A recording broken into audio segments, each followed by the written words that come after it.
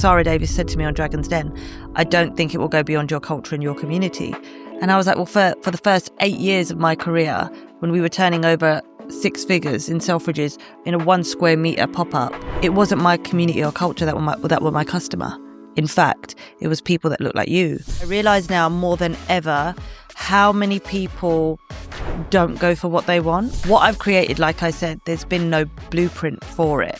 So I've had to create it myself. And I think what keeps pulling me back to it is just the opportunity. I think it's huge. Every time I'm about to give up, something happens. Like something incredible happens. When I lost Dad, I was going to give up. Because I was like, what's the point? I've got this feeling and this energy that there's so much more to come for Pavan Beauty, and, you know, whether it's henna bars, whether it's product, what is it? What's next? I actually couldn't believe it that you agreed to come on this. Like, I was so... I think I should say I was a bit starstruck actually when you responded to my DM. I thought, I can't actually believe it. Like, this was such a long shot. I've followed you for, I think, years, if I'm honest. And I noticed, like, through various posts that you were putting on, that we grew up in the same area and we must know some people that know each other, and all of the things that we just spoke about before we're going to get into it. Yeah. And I thought, wow, there just seems so much in common. And following you and seeing the things that you were doing, I was so impressed with your just sheer drive and determination and this passion that you had that, you know, against all odds, you were still going to go ahead and keep going with your business. Something that was different, it was niche, but you've made it so mainstream, which is just absolutely incredible. So I just want to tell you, first of all, congratulations on everything you've built. Thank you. And I want to know everything. I want to know everything from the beginning till now, how you did it, what's made Pavan who she is, and this incredible business that you've built. Well, thank you so much. I want to know more about you as well. Oh, don't worry, you can ask me. I love the fact that you've got a podcast. I know what goes behind it. And the reason why I got back to you and why I get back to a lot of people who ask me to do podcasts and everything is because I love sharing my story. And I realize now, we were talking about age just a minute ago, I realize now more than ever how many people don't go for what they want because of what they've been told, or because as you grow older, the stigmas, the amount of no's you receive, that kind of stuff. Whenever I think about when I was 15 and I listened to the music I listened to when I was 15. So do I. Yeah. All of a sudden, I'm reminded of the dreams I had, the ambitions I had, what I thought my life would look like. And it kind of motivates me to think, like, well, I wanted that then. Well, why aren't I going for it still now? Or why aren't I doing it now? And a lot of it, it's funny, the music that I listen to, the energy that I'm around, the people that I'm around really has such a huge effect on what I've achieved and who I am and what I like to put out.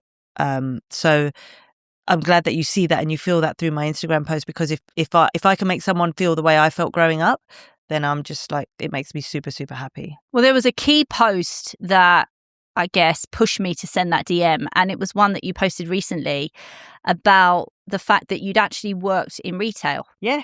And I saw a lot of the shops in the Ilford Exchange, and it was just like bringing back these memories. Do you remember me. Blushing Bride? Of course I do.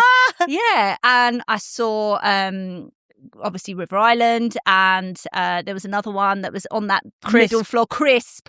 Yeah. And I thought, wow, this is unbelievable. I remember walking through there in the 90s with my mum with my little carrier bags, thinking that it was so fun. It really was. Ilford used to be fun, and I hope I don't offend anyone now, but when I go there, it's just not. Well, I haven't been there in years. I haven't been there in years. When my mum speaks about it, I'm just like, I can't go. And I tell you why. Like I told you, I have moved back to my mum's because of my injury. I've been very lucky because everyone at home has been looking after me. But when I go back, I have this sense of like, of how it used to be, because I have such fond memories growing up in Ilford, in Goodmayes. And I just feel like it's changed a lot, which, you know, that happens, of course. But yeah, working in my first job was at Blushing Bride. I had my work experience there from school. From there, I worked at the perfume shop. I actually got sacked. How? Why? I can't remember. I think I kept calling in sick or something. And I was just, that's the thing with me, Stephanie. Like, I get bored I learned quickly what kind of environments were for me. I'm a people person. I like talking to people. I like sharing my journey, that kind of thing. So when I was stuck behind the counter and I used to talk to the managers as if they were friends, and I think, that familiarity breeds contempt. So I don't, and I believe that, because sometimes when you act too close to someone, they can feel like, hold on a minute, yeah. Yeah. And I think maybe I was doing that, but that's because I'll tell you a little bit about my upbringing. So my mum and dad, both entrepreneurs, 5 kids. So I'm number 4. I've got 3 older sisters, 1 younger brother. Mum and dad came in the 70s. They moved to Forest Gate. They had a 1-bedroom, apartment upstairs. Dad started doing well, bought the downstairs. From there, we moved to Goodmayes in 87, I think it was. Dad opened, he would sell pens door to door. Then he got a job at Ford. Then he created his own double glazing company. Mum had her own, she was stitching suits, that whole immigrant story. And then she opened up her own salon. So my 3 sisters saw the whole, the growth, the hand-me-downs, the sharing clothes, the small, the tough times. Me and my brother, we saw, violin lessons, karate lessons, extracurricular activities. His clothes were from Harrods, blah, blah. We saw that life. So me and my sisters' lives were quite different growing up. But they always would champion me. My mum even, everyone, you want to do something, do it. You're the best. You can do this, blah, blah, blah. And I remember when I started my henna career, Dad was like, yep, go for it. Go for what you want. I'll back it. But the thing with my dad was, who I lost 5 years ago, if you would take 1 step, he'd take 10 towards you.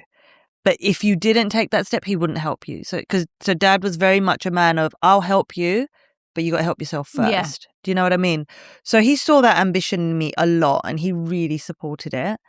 So working in retail from the age of 16, I've always had a job, always. I have walked out of a lot of them.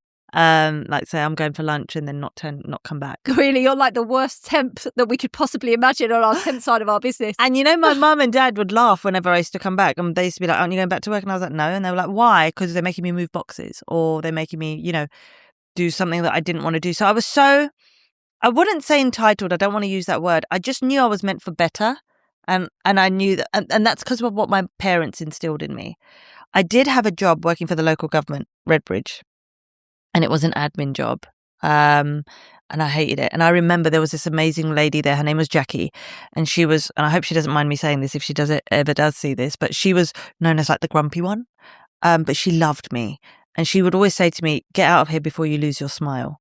And I used to be like, I know, because the office environment just wasn't for me. So I've done it all, worked in retail, but I'm grateful for that job. It gave me discipline, showed me, work. This is what I read in that post about how you learned so many skills from that time in retail that really helped you to elevate your business to where it is now. And that discipline, it's almost like a kid when they go to ballet classes as a child, right? It instills this discipline of being able to stand up straight and do all these things.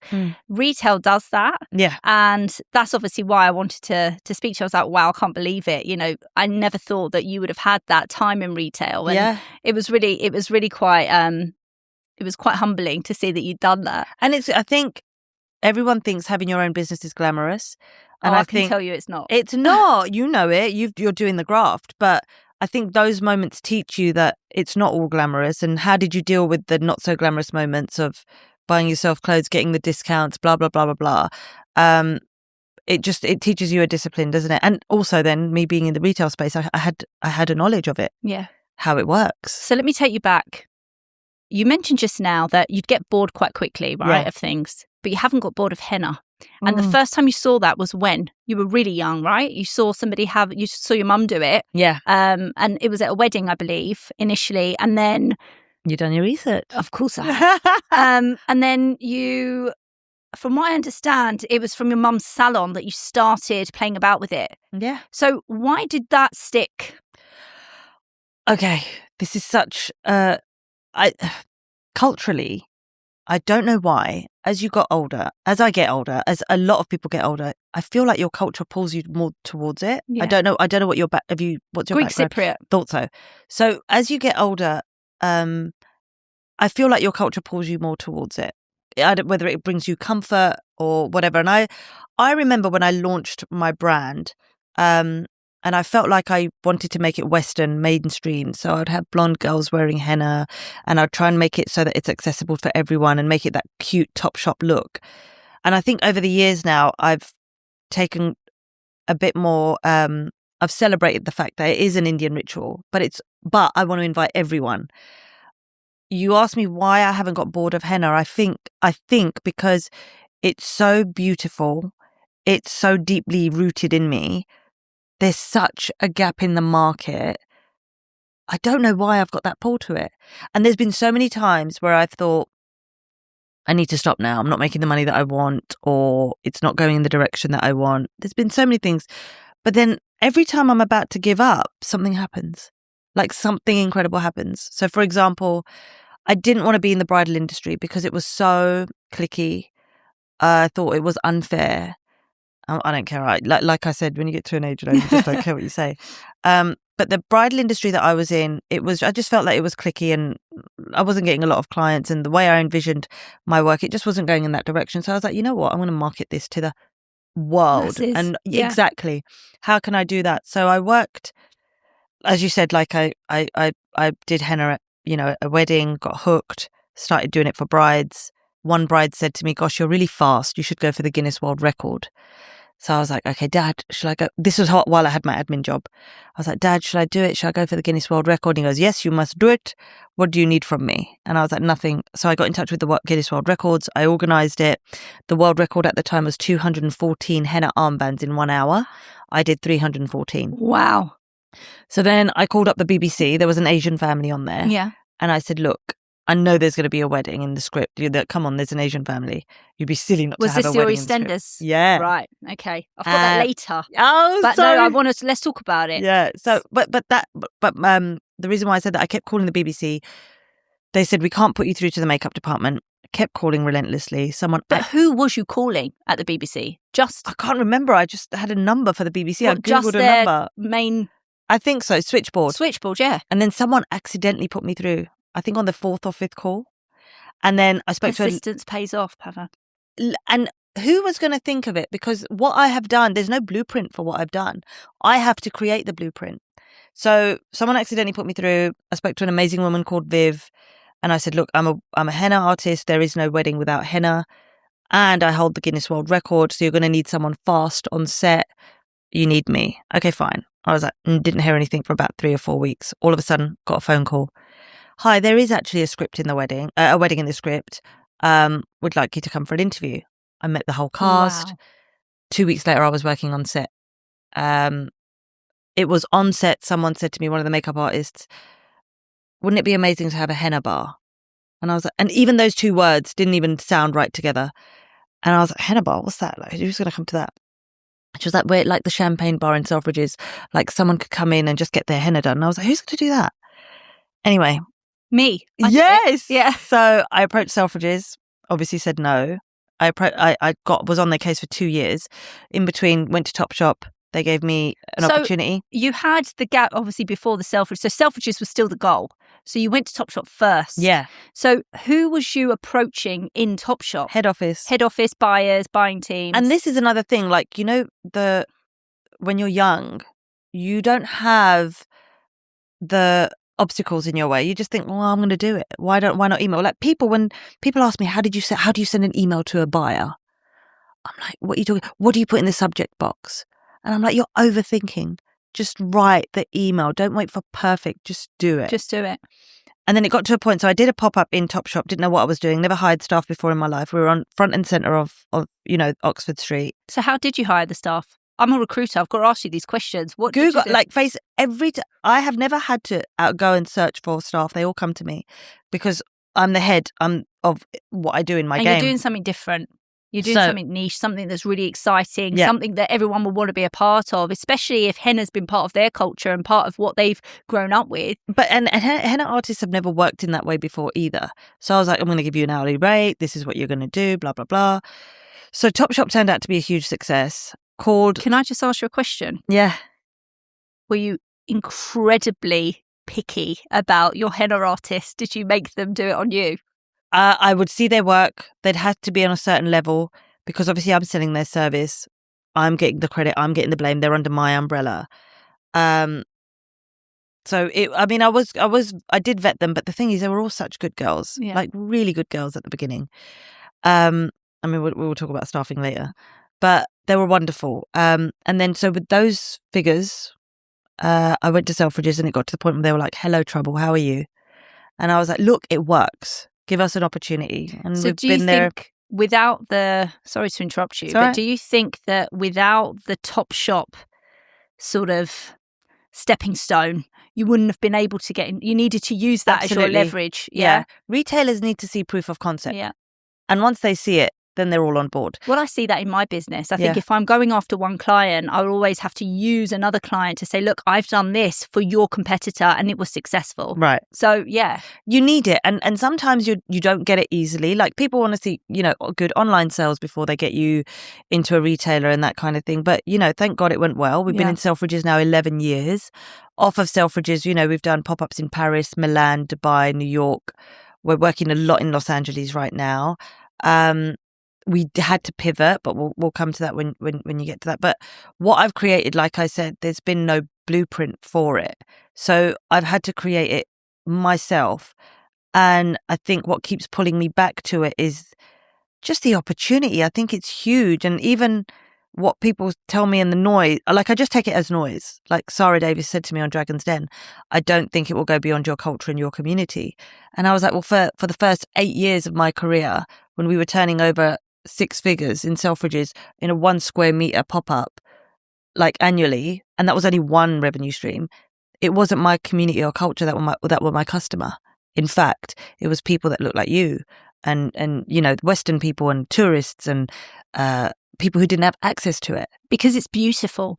I worked for Chanel for a long, long time, right? Did you? And I don't know if you ever remember, but at some point, and I worked in their boutique, and I know what you're going to say, yeah. In their beauty, I did a lot for their beauty within our boutique, so I wasn't with their beauty team as such, but they brought out transferable tattoos that look like henna. Yeah. And that's Chanel. Yeah. So why wouldn't it then appeal to the mainstream Western market? I mean, I came to the henna bar in Selfridges and I sat there and I had my henna done. Did you? I mean, I grew up in an area where it was majority Asian community and Indian community. The majority, in fact, all of my friends growing up were. And so I went to these weddings, I went to these events. So I was used to it. It was very much a part of my upbringing as well. And I loved it. Mm. And I have to show you a picture of me in my most beautiful sari soon. But as soon as I saw that, I thought, wow, what an incredible idea.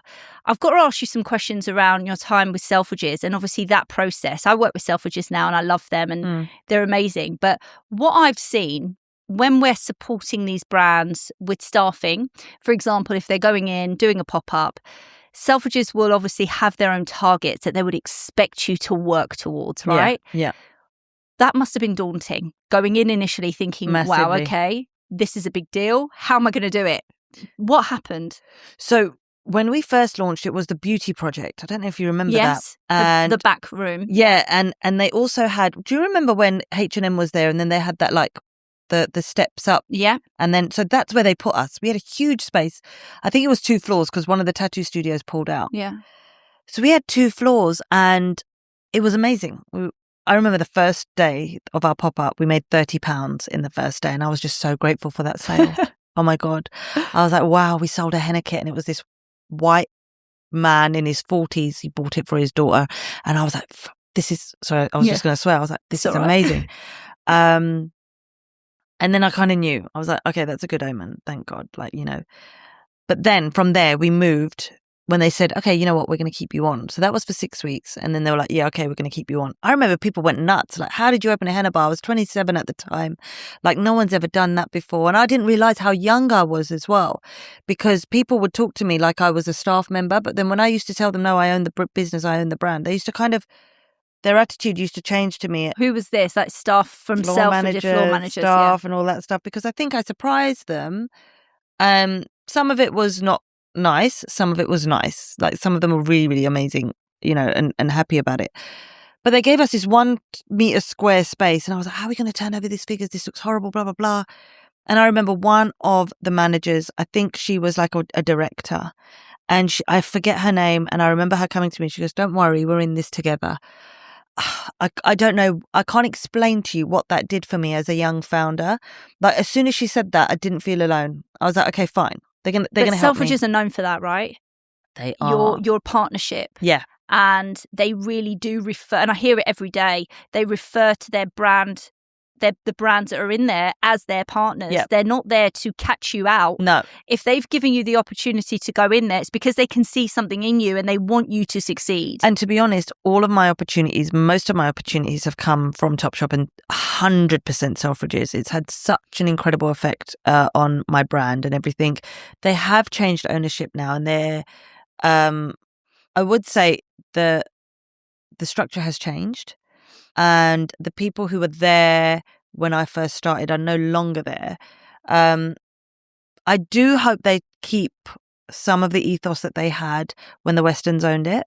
And I do hope they keep that, because where they support small businesses and everything, because we have exited. We did exit in April last year. And we did go back as a pop-up.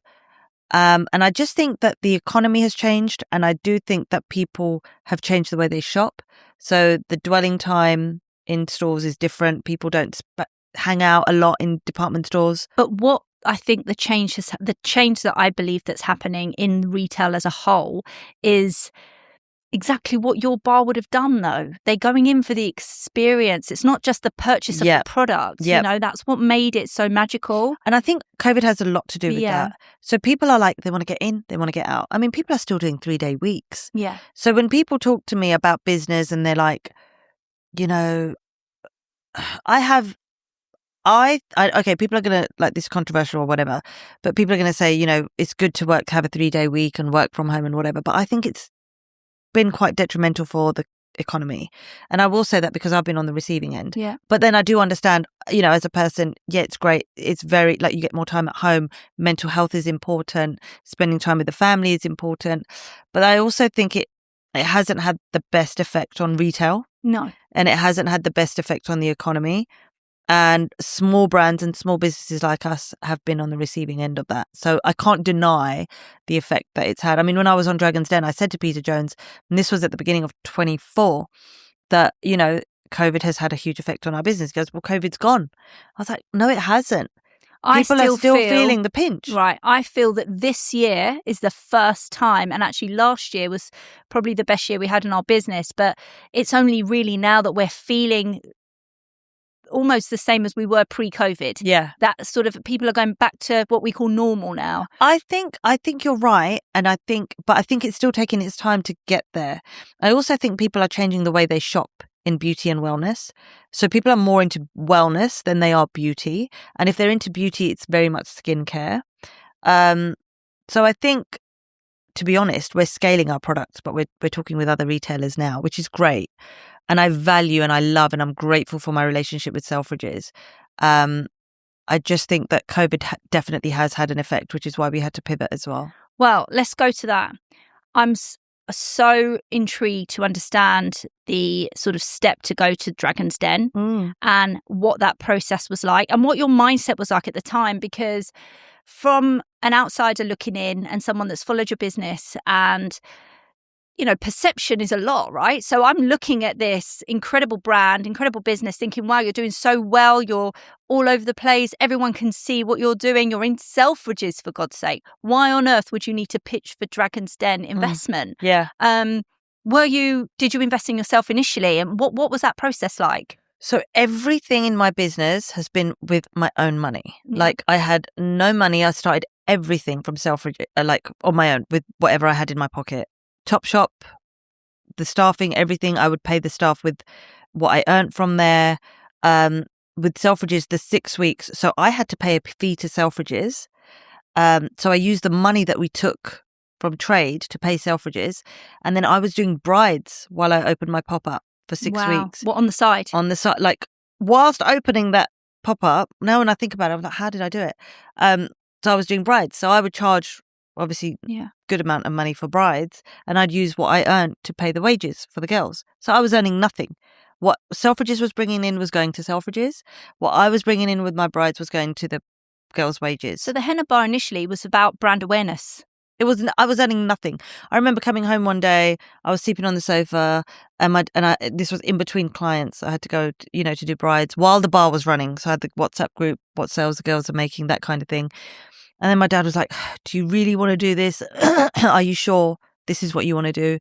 I was like, "Dad, I've got to do it now. I've started it. I've got to do it." And then after about 3 months, we were making good money. I became VAT registered and just blew up. Yeah. So then, was it at that point you thought, okay, I need to make this bigger? So this then, is doing well. When I look back at it, when you start a business and it does well, you make that mistake where you think it's always going to do well. We're always going to turn this over money. In fact, it's only ever going to increase. So in hindsight, there was a window. Every business has a window, I believe, that you've really got to think, do you want investment now while you're high, which is when people are most likely to invest? Do you pivot now? Like, do your pop-up, get out, because don't take on those, because the costs of Selfridges were incredibly high. But for me, I was like, this is what sets us apart from another henna artist or another henna brand or whatever. We wanted that I've logo. got to say something to you, right? On the journey on the way here in the car, my brother said to me, we were talking about our business and our brand and what we were doing and things like that. And he said to me, when you think about washing up, what's the product you think about? And I said, Fairy Liquid. And he goes, well, that's what we want to be, the Fairy Liquid of the recruitment world. And that is what you are to henna. Yeah, exactly. There's no one else. No. If I was to think about henna, I think of you. I love you for saying that. But it's the truth. It's not a case of me just saying it to, blow smoke up your ass, to be honest with you. It's to be honest. That's what you've done. Specifically, what you just said is what exactly I wanted. I said when I was building the brand that when people think of henna, I want them to think of us. That's it. We are the brand, the go-to for henna. And I'm so glad that you've said that, because that was 100% an aim and a vision for me. But it's happened. Yeah. It has happened. Yeah. And you did that just really, I mean, who am I? We don't know each other. And I followed you because I felt this affiliation that we're, from Ilford and, I've all of this stuff. Yeah. But you really have achieved that. So going back to, the fact that you got to a point where you're like, right, okay, we've got to pivot this. Yeah. COVID's happened, nobody was coming into store, whatever. And you decided to approach Dragon's Den. I mean, I can sit here and say to you, I can see why, because you're this super confident, super driven person. You're not just going to go to a randomer who might want to invest in your business. You need to go for the big dogs, essentially. Right. Yeah. What was that process like? What happened that day where you said to yourself, right, that's what I'm going to do? So it starts before that, actually. So the reason why we wanted to pivot is because obviously COVID happened. Our sales had gone down by 2/3, and I needed to create a product line. So I really wanted to scale. Service, you can only scale so much. And I wanted to create a product line, the first retail-ready henna brand, if you like, or henna products. So traditionally, you'd go to a local Indian grocery store, buy the henna. You don't know if it's safe for your skin, that kind of thing. So I wanted to, what exactly I did for the service, I wanted to do for the products. So you can buy it looking right next to your mascara or your lipstick. So Dragon's Den actually were in touch with me before I even opened up the henna bar. Really? Before I opened up the henna bar, before I even had a business concept. They heard about the Guinness World Record. Even Britain's Got Talent got in touch with me, and I bloody auditioned for that as well, which is another story. So they got in touch with you? They got in touch with me all those years ago. Wow, okay. And they used to get in touch with me consecutively every year. And I used to be like, what am I going to pitch? Like, what is it? Talk about bridal henna, blah, blah, blah. This was before the henna bar. Like, this was before I even had a business concept. So I kept saying no. And then one night I was sitting in my apartment. We were watching Dragon's Den. And you know the Psychic Sisters? Yeah. Jane. From Selfridges? Yeah, she's a good friend. And I saw her on Dragon's Den. And I was like, why aren't I doing this? And then I was like, fuck that. I'm going to approach them and I'm going to see. And I made, actually in the same way, I made my husband apply for Penn and Teller, Paulus. Really? Yeah. I'll tell you about him in a bit. But I was like, why am I not on there? So the next day I emailed them. I was like, hi, you've approached me before. This is my business concept. I'd like to pitch. And I was like, I'll fob them off when we get down the line. Let me see if I can get them in, right? And they were like, and I'll tell you the reason why I thought about it. Unfortunately, in the beauty industry, I know everyone in the beauty industry. I'm very well connected, touch wood, and I know a lot of women, and I like helping a lot of women, and I think supporting women is incredible. I saw your post yesterday about that. Yeah. And the reason why I went on Dragon's Den is because no one would tell me how to get investment. Everyone's was so I just found a lot of people gatekeepy about it. Like, oh, you know what? It's not for you. Oh, you know what? It's really hard.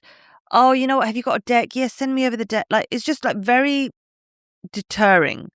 And this would be to other women in business that you would ask? Yeah. Okay. And I used to be like, I'm not getting anywhere. And I want to put money behind the business. Do I want to scale slowly? Because I told you about, like, I put everything into this. Do I stop or do I invest and scale and whatever? And then, so that's what drove me to do it, because I was like, no one's telling me or giving me information. But now when I travel and I go to LA and Dubai and all these people are just so helpful. It's a different mindset. I think the UK has a certain mindset, and you're going to get on really well with my brother, actually. Yeah. After this, you can have a chat with him because he's got the same mindset. Yeah, but I think it's not. It's just culturally. I'm as British as you like. Yes, okay, I've got an Indian background, but I was born and brought up here. And when I went to India for the first time, I was 22. So when I go to India, they're like, "You're not Indian." But I just feel like the UK culture here can sometimes hold you back. Anyways, so when I went on, I approached Dragon's Den, and then they were like, "Okay, could you do an audition?" So I was like, "Okay." So my husband filmed me. I did an audition. I was like, "I'm not going to." Because he's the showman. He's amazing. Yeah, he's the most wonderful man. And I was like, I'm not going to get it. Forget it. And all of a sudden they were like, oh my God, we loved your audition. Can you send us this? Da, da, da. And then there was one step more. And I was like, oh, I'm going to fob them off soon. Literally, I had that in my mind. And I remember I was at Little House, and there was another phone call from one of the producers, and they were like, oh yeah, we'd like to do another interview with you, and we'd like to call you. And then all of a sudden I was like, my God, I think this is like meant to happen. When you feel something is just meant to happen. You get that sort of feeling in your stomach. You're like, it's right now. It was too effortless. It was too easy. It was too, like, the doors just kept opening. And I was exactly like Selfridges, exactly like Topshop. And I was like, okay, if it's meant to happen, it's meant to happen. All of a sudden I was in Manchester and we were filming. But I do think you make your own luck. Yeah, I do. You're right. I mean, because you've had the right attitude and the right mindset. And I think attitude is probably the most important attribute anyone can have, both in business, in their career. You don't need to be a business owner. I think if you've got the right attitude, the right opportunities will open up for you because you're more receptive to them. Yeah. And you've definitely got that. I was so nervous. Like, I still know my pitch to this day. And I was so nervous. But the thing is, you'll know when you talk about what you know, the nerves go.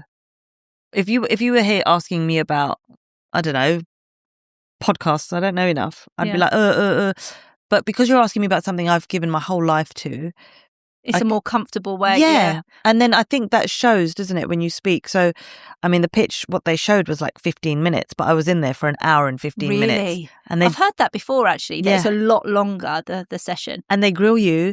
And I remember I fluffed my pitch up in the first like 30 seconds of it. And then I took a breath, and then I started again. They were so gracious. They were so lovely.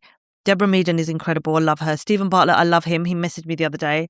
Tuka's lovely. He's the one who invested. Peter Jones, I won over, and I have massive respect for him. Sarah Davis. So with your investment, so obviously they say to you, yes, we're happy to invest. We're going to go ahead with it. What's the process like after that? So then they do due diligence again. And I don't know if you remember, but Tuka wanted 40% of my business for 50 grand. So after the show, I said no. Okay. But I did meet with him several times, and he said, I'm happy to connect you with whoever you want me to connect you with, and that kind of stuff. But to be honest, if you ask me why I did Dragon's Den, it was 100% for the PR. Yeah. It was for the experience, and it was to learn how to pitch. And I chose to do it on national TV. Yeah. The funny thing is, like, talk about learning to drive in a Ferrari. I mean, So I was offered.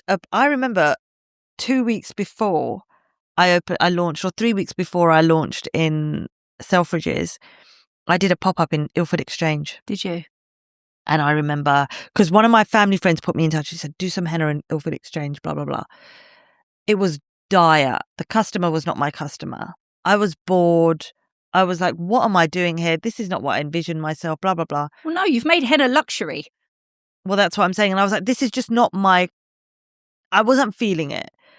It just didn't feel right. I think that the managers of the exchange were treating me like I was an employee. And I was like, I'm not your employee. You're not letting me charge what I want. It was just very restrictive. And more restrictive than Selfridges? No. So then so then the uncle who put me in touch with the exchange, obviously the managers fed back to my uncle that I was a terrible person. And then my uncle went to my dad and said, oh, what Pavan did wasn't very good. And, she wasn't, she didn't handle it very well. And my dad said, do you know where my daughter's sitting? Should I tell you where my daughter's sitting? She's in Selfridges now with her brand. She doesn't need the Ilford exchange. Blah, blah, blah. Yeah. Not that I mean that offensively or anything, but my dad was so proud because I had a standard and I had a vision and I just knew it. Your body knows it. Yeah. I'm all about energy. I've got to talk to you about your dad. I love him. He's the best man.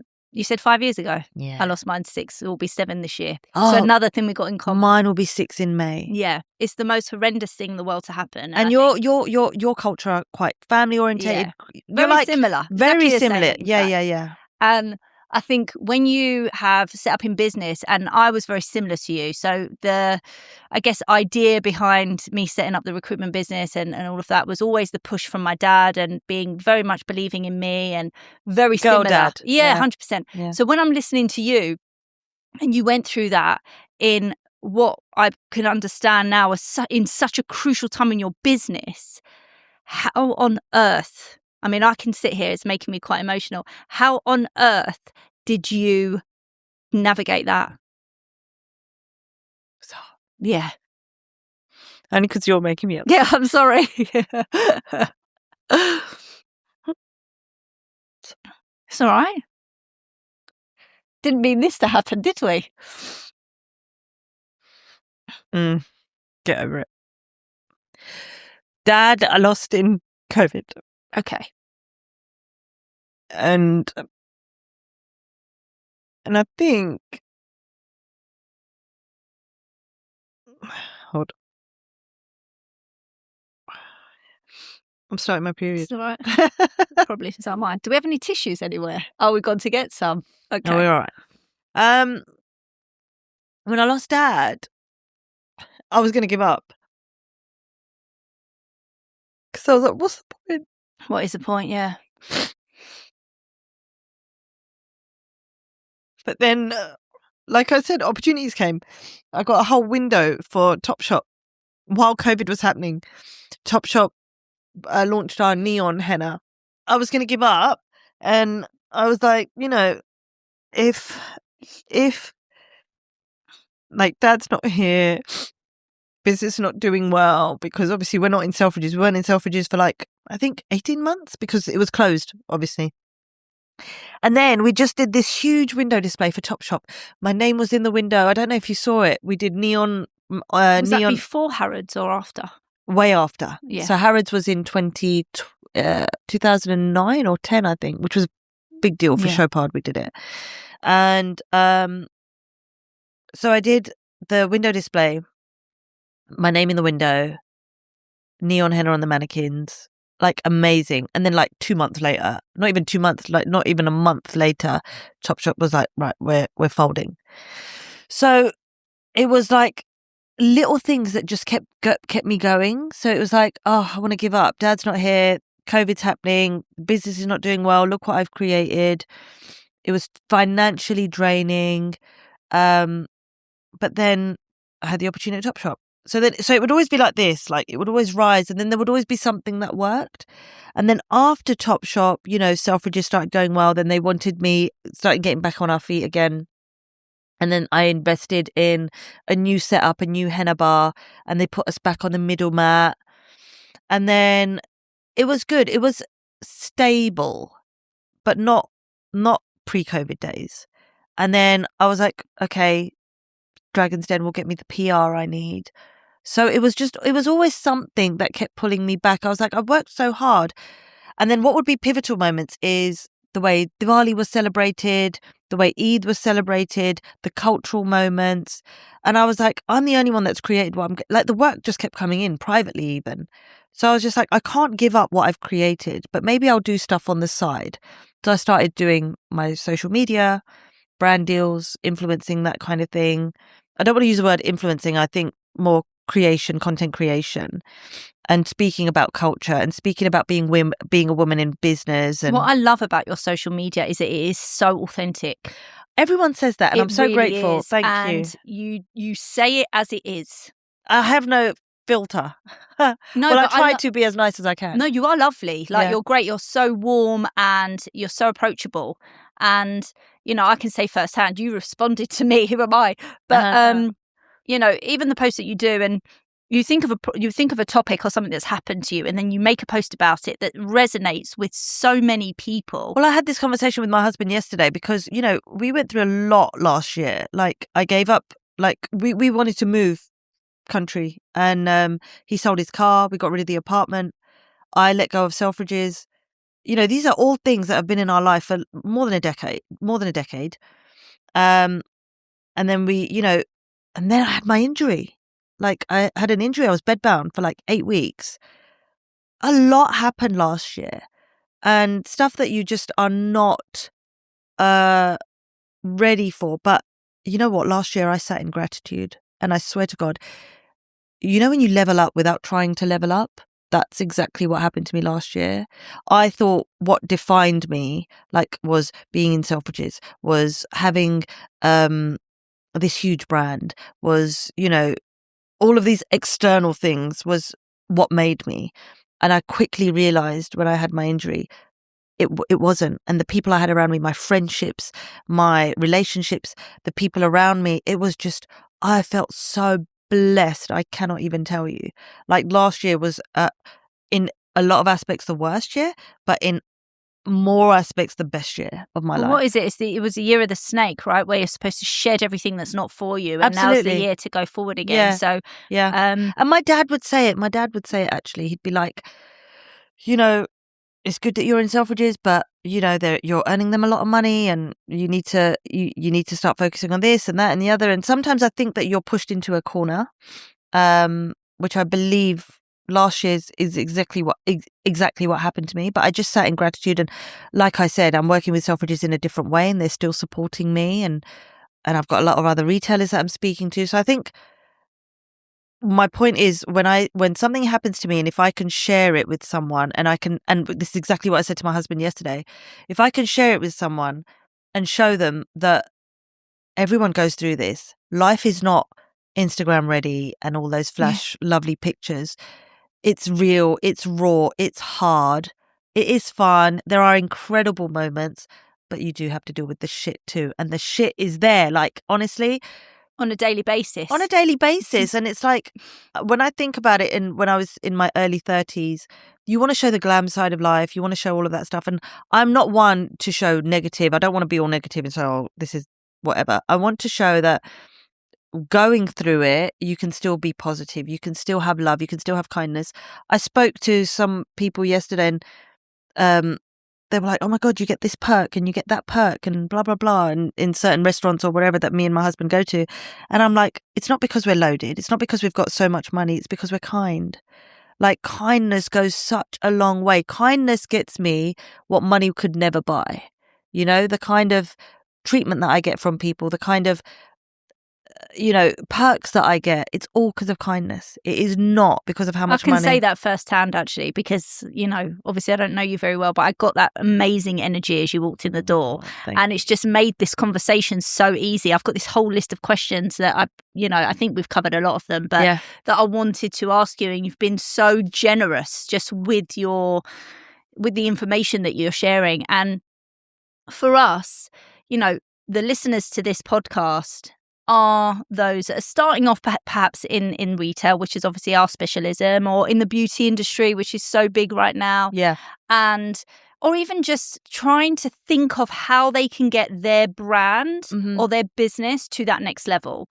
And the vulnerability that you've shared is completely invaluable to anybody, you know, even to myself. You know, I've obviously had my business, it's nine years actually, yesterday. Wow. Yesterday, 9 years. And it's hard. It's hard. And to go through those peaks and troughs and think, oh my God, you know, even a couple of years ago, I was in a panic state thinking, where are we going to go with this? How are we going to make it better? What can we do?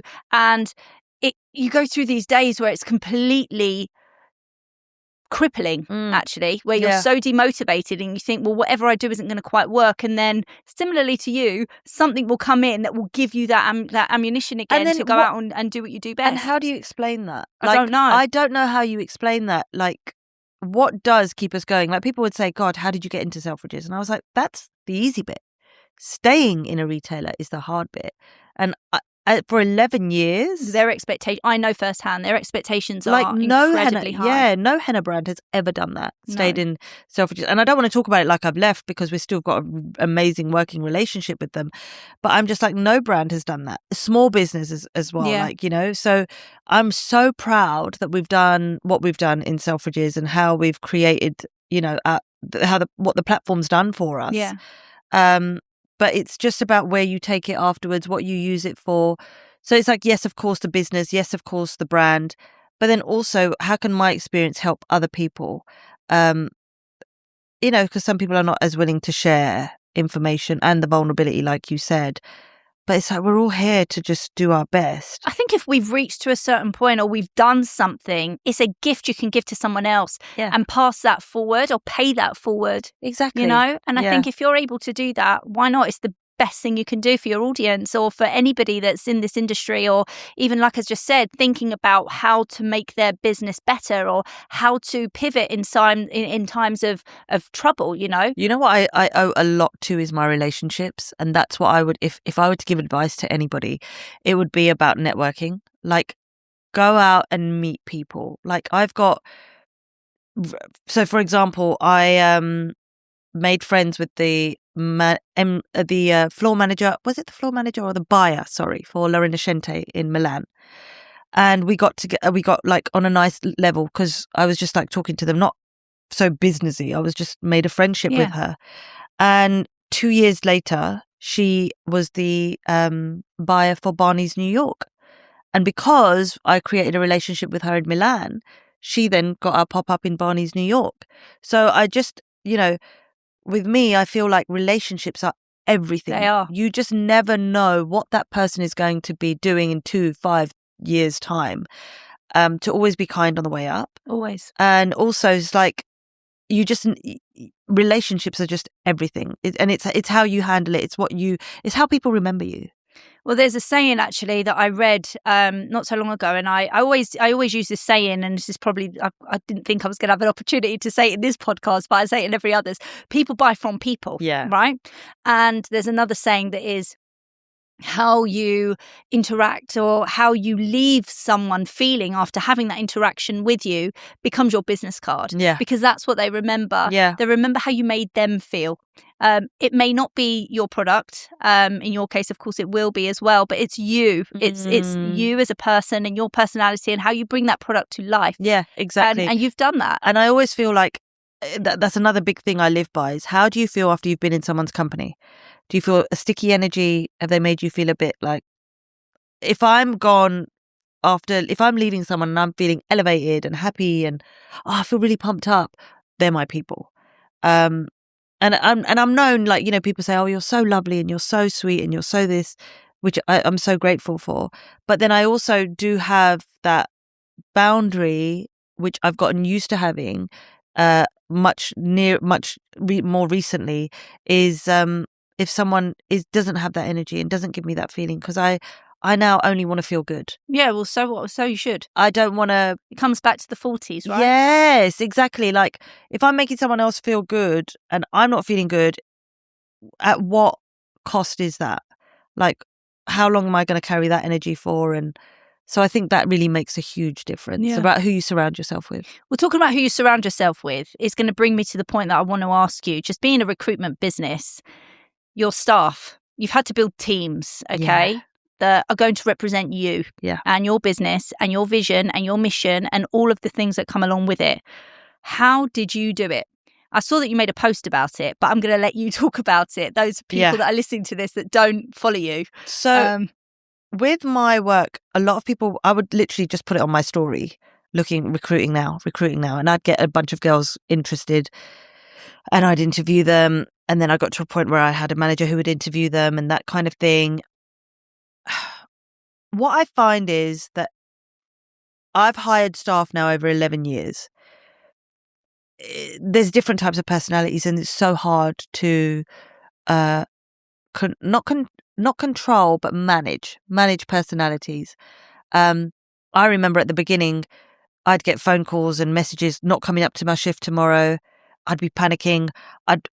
Selfridges would call me. There's no one on the shop floor. That's where you needed me. What did you do? No one's on the shop floor. I'm sure I would have left a business card at your stand at one point. Oh, I wish. But my problem was they needed to be able to sell, but then also have the skill of doing henna. So the problem was that a lot of girls who knew how to do henna were quite introvert. They were introverted girls, traditional girls, and I would have to really pull them out of their shell.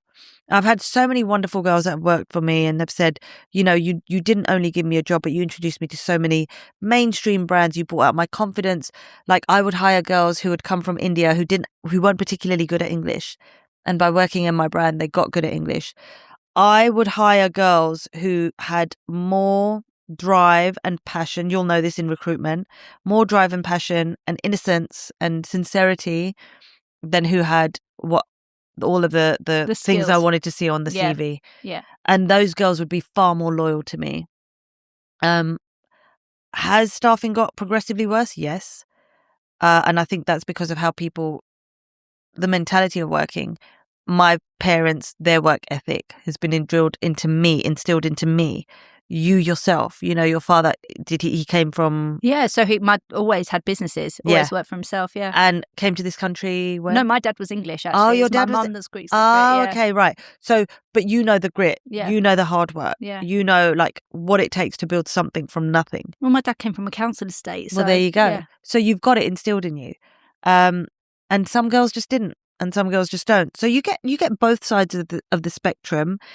And I think that was another thing that took its toll on me was staffing. Because like after doing it for 11 years, I just feel like now we have a product category.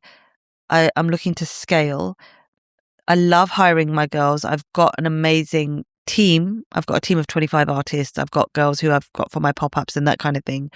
But you go through it, don't you? You get the good and the bad. Absolutely. I think thinking outside the box, I had a meeting this morning before I came here actually with a client who was telling me all of their wants and needs for this particular hire. And I said, look, sometimes you need to think outside the box. You need to look at the attitude more than the skill set. Yeah. And I'm so happy you said that there because that's across any brand, any business. Well, they say that everything else can be taught. The recruiter or the employer makes a decision within the first 3 seconds. I can definitely vouch for that. Like, I will look at a girl, not that I would judge them, but I'd probably be halfway made my decision. It's the energy, isn't it? Of how they talk, how they speak, how they, I've got horror stories of staff, but then I've got wonderful stories of staff. Yeah.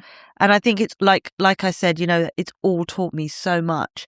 And I don't want to be a victim of my circumstances or my experience.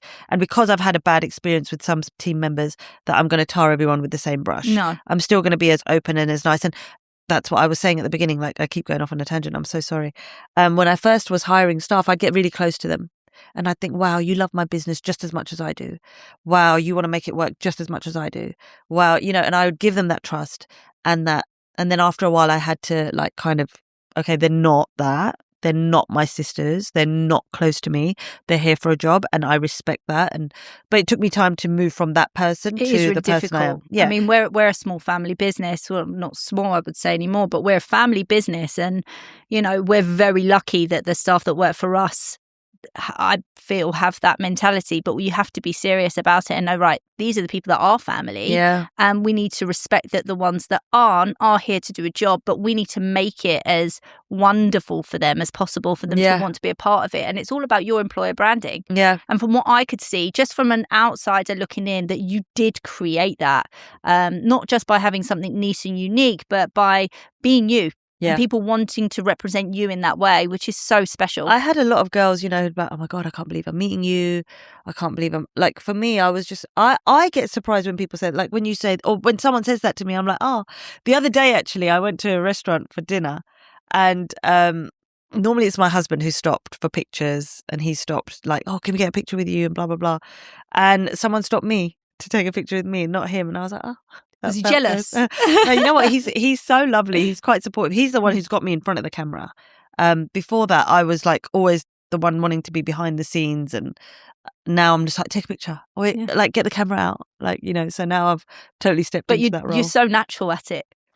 I wasn't. I was terrible. I looked so awkward before. I've got to ask you then. So I'm a shoe person, and I expected you to be in some big, massive killer heels today, but you've come in trainers. That's fine. I'm not going to judge you for it.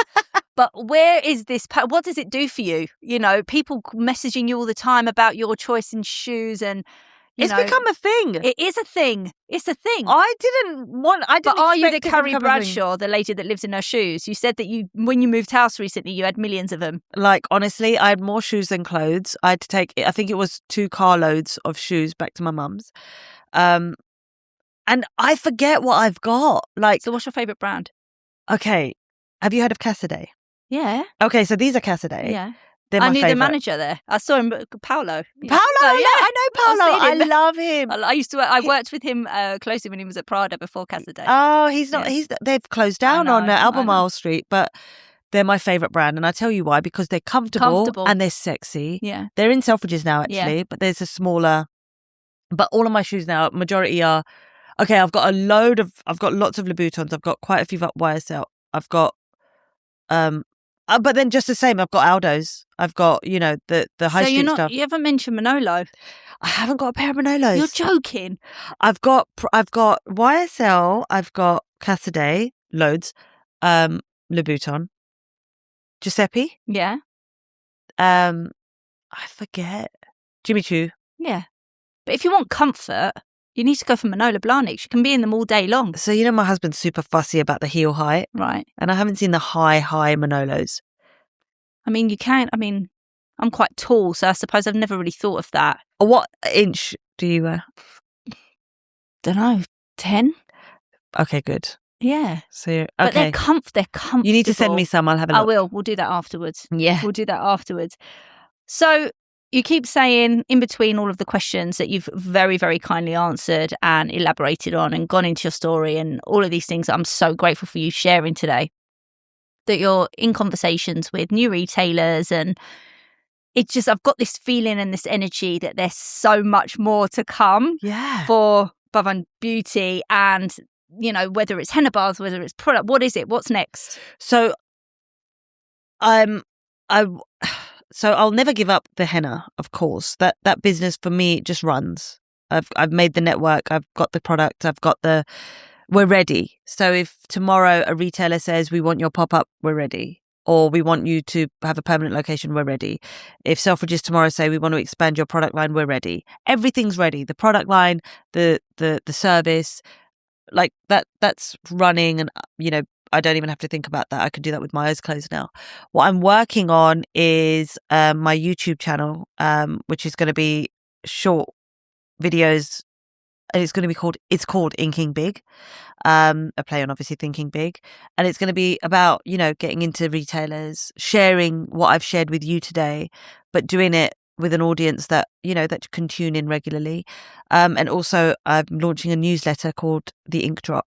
So it's going to be like weekly, maybe weekly or fortnightly. I'm just trying to think at the moment, but where I will drop wisdom bombs like this, you know, like sharing culture, building community. Last year we had our first Diwali party at Soho House, so I curated my first henna night for Diwali at Soho House. I'm doing a lot more events. I'm hosting my first panel event at Soho House on the 17th, where I'm interviewing female founders. So I think I'm really enjoying being a voice, creating events. You're so good at it. Building community. I think that's a huge part of what I want to get into right now, whilst also having the business and still growing that. Yeah. I cannot tell you how grateful I am for you, for your time, for your, for your knowledge, for your vulnerability, all of it. And yeah, I'm super grateful. So thank you so much for coming and for sharing everything with me. And I'm so excited to see what you do next. So thank you. Thank you so much for having me, and such an amazing conversation. Honestly, I've had such a lovely time. Good. Me too. Thank you.